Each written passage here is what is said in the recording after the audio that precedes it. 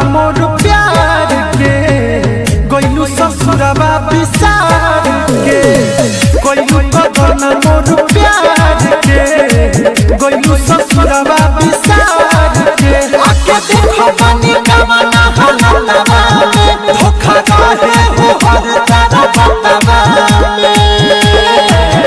पीही शराब दिनों रातवा में बोतल धरयू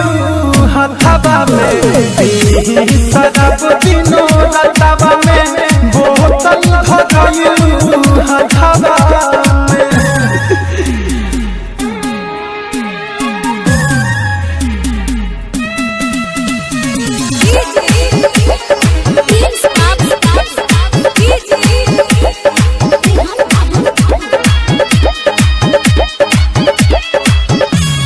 भूलल गइल का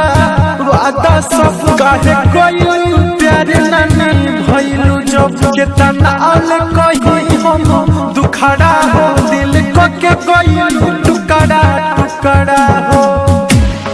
तू तो गइल गलत मोर सथवा टेंशन दे दी हलो माथवा शराब दिनों रातवा में बोतल धरयू हथवा में पीही शराब दिनों रातवा में बोतल धरयू हथवा में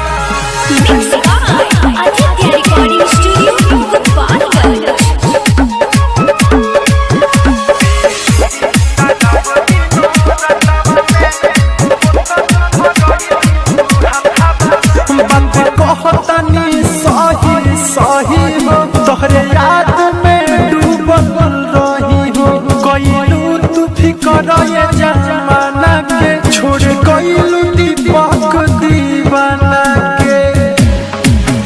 धोखा कइले बारू चाहतवा में खूबी बइलू का सनतवा